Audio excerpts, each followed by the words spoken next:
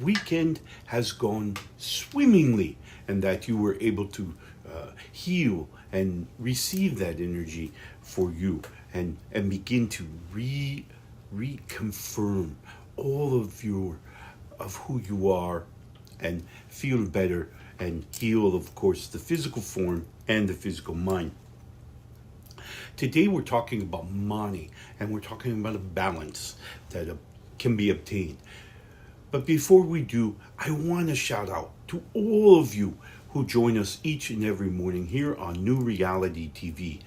I hope that you will visit the site and become a subscriber for an awesome collection of different perspectives and different ideas to help us to move from maybe where we feel stuck and not very productive to a place where we can find enlightenment, peace, harmony, and most importantly, happiness.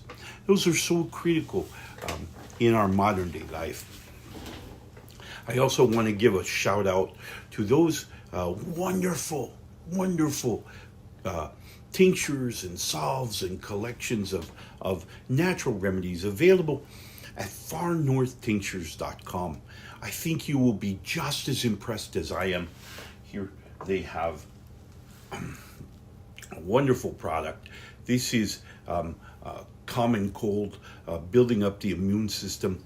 A wonderful tincture to help us feel better and use our natural body by a salve or by a tincture that replicates that which was created by our ancestors. So check them out, farnorthtinctures.com. I also want to give a huge shout out to my wonderfully gifted friend, NorseImports.com, a wonderful collection of items that can help us associate culturally with certainly the Norse. So for those of you with Norse running through the old veins, by all means, check them out.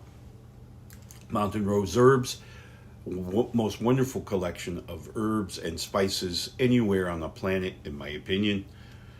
Check them out. All of these links to all of these places you can find on my website at akulfhefner.com, and there you can find all the links as well as all of our shows available on New Reality TV, such as the one you're watching. So, a wonderful collection. So, today we're talking about the balance of money, and we're talking about a balance between our spiritual self and our physical self. These are really a critical understanding of what that means. A lot of people say, oh, that's, Sunday morning quarterbacking. And that's not what spirituality is, nor is it really our spiritual journey. Our spiritual journey began really before our spiritual consciousness was bonded to this physical form. So it started way back then. I have been shown that in the void of nothingness came together particles of energy in such a way that it formed in the most beautiful way that created your consciousness and made us, for the first time, self-aware. We became aware of where we were, the difference, the paradigms between there and here. And then as time would move on, of course, our spiritual core would then bond with a biological body that was conceived in the biological way, same way that we all learned back in high school. And then these two pieces formed together in such a way that we now experience the present through our physical sensory input. Physical sensory input coming in from all that we see around us brings in a particle that identifies what are called emotions. And this emotional particle that comes in through either our physical sensory input or through our spiritual connection, both of those create a signal in the brain that releases hormones from our heart into the bloodstream. That chemical composition arrives at the brain to be recognized as, oh, that's a happiness, or that's a sadness, or that's an anger, or that's a comfort or contentment. All of these emotional states are developed or recognized by the physical brain through this chemical composition. Now, once that's done, then our brain will establish emotional filters behind our physical sensory input and set the border of our aura to whatever frequency our emotional state is, right? So our emotions come up, they create these filters, and immediately set the border on our aura. This allows us to interpret our reality. It's super critical that we understand that although this chemical composition can set these filters and the border of our aura, it's not required. In other words, we always have a choice. When we feel the energy has created a depression or a sadness or I don't like this, we can say no. We maintain that authority within the mind. The ability, the authority to say no. Have you ever noticed that in certain events, certain experiences that you've had with others, that everyone responds a little differently?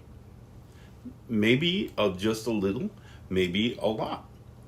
There's a huge disparity in the way we respond to that event. Why? Because each individual is filtering it through this emotional filter. Okay? So when we begin to understand this, we begin to kind of wrestle with that, we find ourselves kind of paying more attention to the energy that's kind of coming in, whether it be through our physical sensory input or whether it be this spiritual energy, right? This means that we ultimately control the way we see our world, our reality, that world that we interact with. Now, we can choose to allow things to just happen, the chemical composition to come to the brain to interpret it and set these things, and that's the way it is. Or we say, that doesn't feel like a very happy or harmonious or joyful interpretation. I want to be joyful. I want to be peaceful. So, how do we do this? Well, here's an exercise that you can use every day to help train your brain. Remember, your brain, your physical brain, has learned to interpret this chemical composition based on your previous experiences, right? So your past has trained your brain to respond in the way that it does, okay? Much the same way that we have trained our brain to respond in this way, we can train it to respond in another way. Okay, so we simply say to ourselves, all right, how do you do that? Okay, so the exercise here is that we begin to focus, we make a conscious effort to look for that which we desire. If we desire to be happy, we find We train our brain to find things that bring us joy, that bring us happiness. And in the same way that we've trained our brain to just accept the negativity, we begin to force our brain to say, okay, wait, we're asking to find joy. We're asking to seek peace or comfort or contentment. Okay? We want to find those things because, my friends, they're all around us. We're not in a void. We're not in a vacuum. We're not stuck in this realm of only having bad things around us. That's not the case. That's never the case. There is always joy. There is always contentment and comfort and peace. All these things exist. They all exist at the same time. The rune Hagalas always brings this to my forefront of my thinking when I think about what Hagalas is. And Hagalas is the rune of chaos. And that's what it denotes. It's just absolute chaos. Think about the emotional potential that we have, and you go, wow, chaos. It is absolute chaos. Yet, we have the authority within here to form order. Now, remember, you can't have order without chaos. So, our natural, the natural way of things is that there is this chaos of emotion. And by beginning to train our brain to look for certain states, cases that bring to us this idea of harmony, of peace, of joy, of happiness, of contentment and comfort. As we search for these things, we make a conscious search. We begin to train our brain to look for that. Now, the good news, the great news, really, is that as we train our brain to look for these things, we begin to train our brain to not note the bad stuff, the yucky stuff, right? So we're training our brain to look for joy, look for happiness and peace, harmony, right? And when we're training our brain to do that, we're also we're kind of putting up blinders against the negative, the unwanted, right? So we're training our brain. Now, what I do, and particularly with people whom I have the honor of working with, I teach them, I say, okay, what I want you to do is from the time you wake up in the morning to the time you get to work, I want you to find 25 things that bring you true joy. Now, remember, it's all about perspective. As an example, we're driving to work and someone cuts us off in traffic. Now, normally, we'd probably experience a little bit of road rage, right? Okay? But what if, instead of looking at the situation in our normal way, we say, you know what? Maybe what this person did by cutting us off and slowing us down, or almost, getting our blood going a little bit because it got really close, is maybe they did us a favor. Maybe they have slowed us down long enough to make that light that that stoplight that we never seem to be able to get through, right? We always wind up stopping at it and waiting for like 3 or 4 rotations. But instead today, because as that person slowed us down, now we take a little longer before we get to that light. And lo and behold, that rascal is green and we fly right through it, right? This is the idea of changing our perspective. When we switch our perspective and we find good in all of these different events that maybe even in our previous day, we interpreted it poorly. Another example would be someone coming before us and having an edge to whatever they say. And in the past, we would have accepted it as criticism. We would have accepted it as a negative. But we say, maybe, again, we're going to change that perspective. And we look at what they say and we say, maybe they care about us. And they're trying to provide some guidance and wisdom, right? Doesn't mean we have to follow it. It simply means that maybe they're trying to help. Maybe they don't know how to help. Or maybe we are just preset to look at whatever they say as negative. This really comes down in communication, much more complicated, when we're communicating with friends, family, significant others, partners, all of these folks. And we note how sometimes they say, as an example, they say, I love you. And we go, do they really mean that? Or are they just, placating us, right? So these are thoughts going on in our brain. This is putting a negative spin on that, right?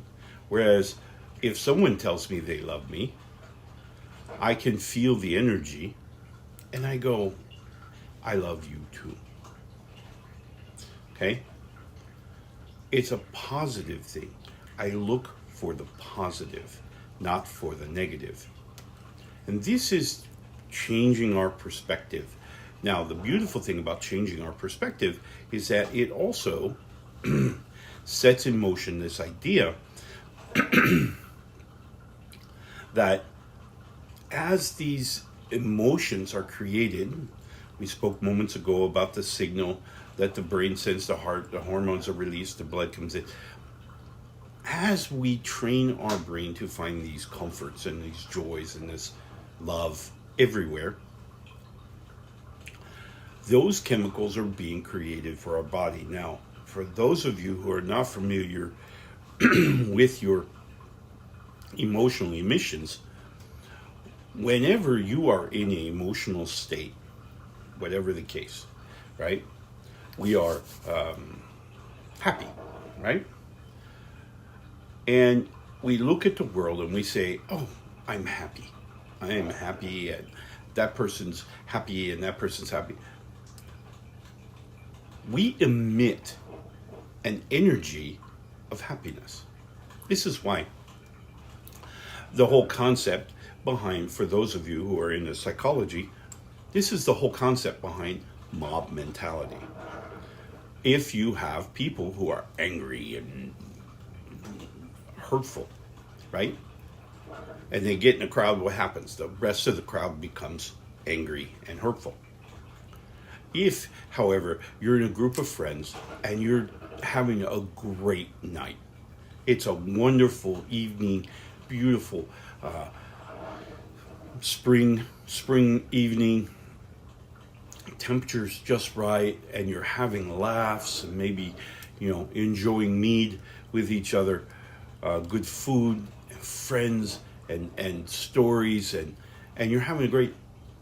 Notice how everyone in the group is happy, right? That's because each of us now is emitting this happiness energy. So it's all around us. And we feel it every day, every minute. This is the spiritual energy that is in us in conjunction, in addition to our physical sensory input, right? Because our physical sensory input sees our friends and they're laughing. They're laughing, they're joking, they're everyone's having fun, right? So our physical sensory input is saying, yes, they're all having fun. But in addition to that now, the validity to that input comes in the form of the spiritual energy, which arrives at us, and we go, yep, they're happy. We're happy because we can see it, we can hear it, and now our spirit says that's what's going on, right? So they're emitting happiness energy that we're picking up on, okay?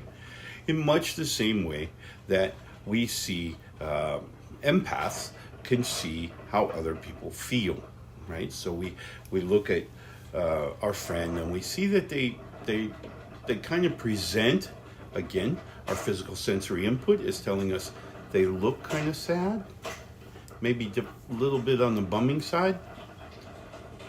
And then we get the energy. The energy validates what we see. This is the balance.